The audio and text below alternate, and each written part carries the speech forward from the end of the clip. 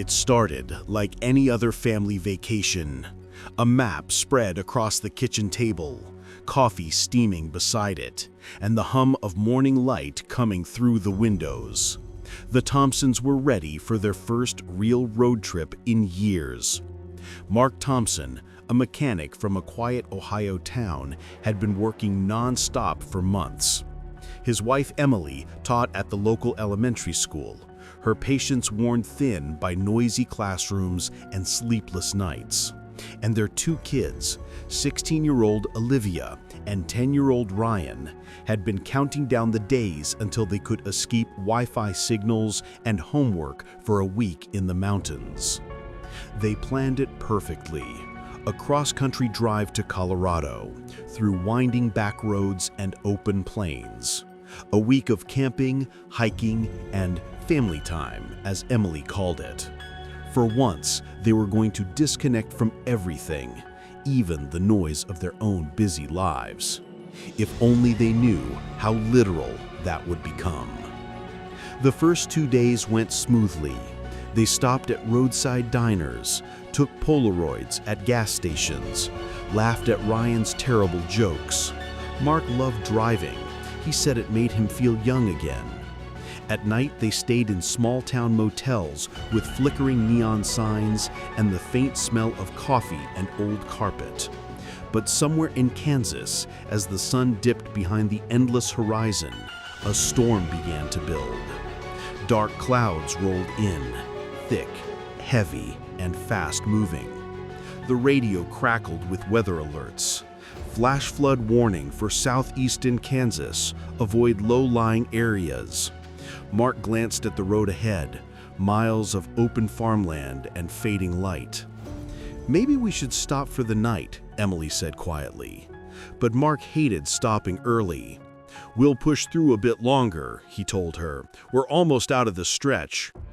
He didn't realize they were driving straight into it. The rain came hard and sudden, hammering the windshield. Wipers struggled to keep up. Lightning split the sky in violent flashes, and thunder rolled across the plains like artillery fire. The highway became a river of glistening black. Then, a sign. "Detour. Bridge out ahead." Mark slowed, squinting through the downpour. The GPS rerouted automatically, leading them onto a narrow back road. Emily frowned. "You sure this is okay?" "It's fine," Mark said, forcing a smile. "GPS knows what it's doing." He'd regret those words. The detour wound through farmlands and patches of forest. The road was unlit, cracked, and slick. After 20 minutes, the rain eased to a drizzle. The storm moved on, but something about the quiet that followed didn't feel right. No cars, no houses, no signs of life. Just fields and trees fading into darkness. Olivia stared out the window, earbuds in. "Dad, I think we passed this same barn already." Mark chuckled. "We can't have. There's only one road." But when Emily looked up from her map, her stomach dropped. The barn, the red one with the broken roof, was the same. "Mark, she's right." He slowed to a crawl, looking around. The road behind them was empty. The road ahead, swallowed by fog. The GPS flickered, then went black. "No signal," it read. They drove another few miles in silence before the engine began to sputter. Mark frowned. He'd filled the tank that morning. It couldn't be out of gas. He checked the gauge, half full. Still, the engine coughed and jerked until finally it died. The car rolled to a stop in the middle of nowhere. Ryan's voice broke the silence. "Are we lost?" Emily reached for his hand. "No, honey, we're fine. Just car trouble." Mark stepped out into the cool night air. The smell of wet soil hung heavy. Crickets chirped somewhere in the dark, but otherwise, nothing. No lights, no wind, no distant hum of civilization. He opened the hood and stared. Everything looked fine, too fine. It was as if the car had simply decided to stop. They waited an hour. No one passed. Their phones had no signal. The GPS stayed dead. Eventually, Mark said they'd have to walk to find help. They grabbed flashlights and a small backpack, just in case. Olivia insisted on bringing her camera. "If we're lost, at least we can make memories," she joked weakly. They followed the road on foot. The night was eerily still, the kind of silence that presses on your chest. Every few minutes, they'd hear something rustle in the fields, too close, too deliberate. Mark told himself it was the wind, but there was no wind. After about 30 minutes, they saw a light in the distance, a faint yellow glow.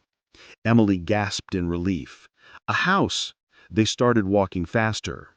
The light came from a 2-story farmhouse set back from the road. Its paint was peeling, the porch sagging, but there was a lantern flickering in the window. Mark hesitated. The place looked wrong, but Emily didn't care. "We just need to use the phone," she said, pulling Ryan's hand. They walked up the creaking steps and knocked. After a moment, the door opened. An old man stood there, his face half lit by the lantern's glow. His clothes were old-fashioned, suspenders, a flannel shirt faded by time. His eyes were pale, almost gray. He looked surprised to see them. "Car trouble?" he asked. His voice was calm, slow, like it hadn't been used in a while. Mark nodded. "Yeah, engine just died. We were hoping to call for help." The old man smiled faintly. "Phone's been out for years, but you're welcome to come in till morning." Emily looked at Mark. He hesitated, but the kids were shivering. "Thank you," Mark said. "We really appreciate it." Inside, the house smelled of dust and wood smoke. The furniture looked decades old. A grandfather clock ticked loudly in the corner. A single candle flickered on the table. The old man introduced himself as Mr. Garrison. He said he lived alone since his wife passed. He poured them tea from a cracked kettle and asked where they were headed. Mark told him Colorado. Mr. Garrison nodded slowly. "A fine place, far from here." When Ryan asked if he had a car, the old man smiled. "Used to. Don't go anywhere anymore. Folks around here stopped traveling these roads a long time ago." There was something in the way he said it that made Olivia look up from her cup. "Why?" she asked. Mr. Garrison didn't answer right away.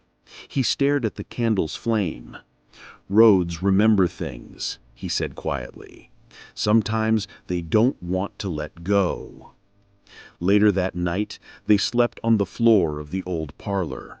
The clock ticked endlessly. The wind howled faintly through the broken shutters. Around midnight, Olivia awoke. Something was wrong. The house was colder. The clock had stopped. And in the hallway, she saw light. A dim, orange glow moving slowly past the doorway, like someone carrying a lantern. But the footsteps made no sound. She sat up, whispering, "Mom?" No answer. The light drifted toward the stairs and vanished. Olivia lay back down, heart pounding. She told herself it was the old man. But when morning came, the old man was gone. They searched the house, calling his name. No sign of him, no breakfast, no fresh footprints in the dust near the door. But something else was strange. Outside, the car was parked in front of the house. The same car that had died miles down the road. Mark blinked in disbelief. "Emily, I left this thing on the highway. How did it get here?" Emily stared at it, speechless. There were no tire tracks, no sign it had been moved. It was just there. They didn't wait to find out more. Mark started the engine, and this time it roared to life. They drove fast, not speaking until the farmhouse disappeared in the rearview mirror. After about an hour, they reached a crossroads. No signs, no towns listed, just 4 roads stretching into the fog. Mark chose the one going west. It led into the woods. As they drove, the trees grew denser, pressing closer to the road. Branches scraped the sides of the car. The light dimmed again, though it was only midday.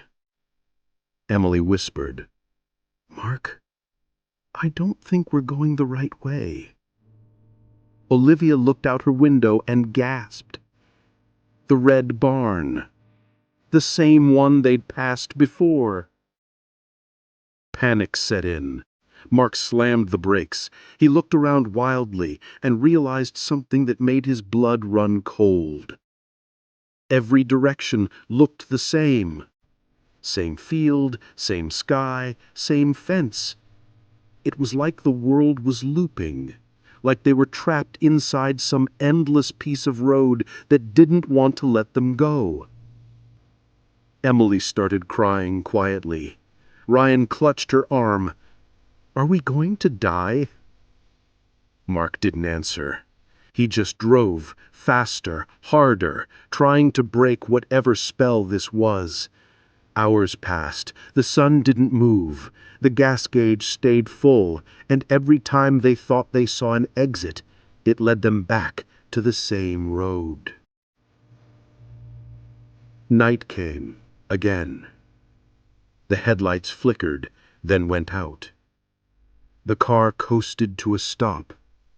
Mark rested his head on the steering wheel, shaking. "I don't understand," he whispered. Then from outside, footsteps. Slow, crunching gravel.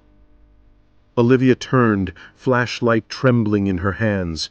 Through the rear window she saw him, Mr. Garrison, standing in the road behind them, holding his lantern. Mark jumped out, shouting, "Who are you?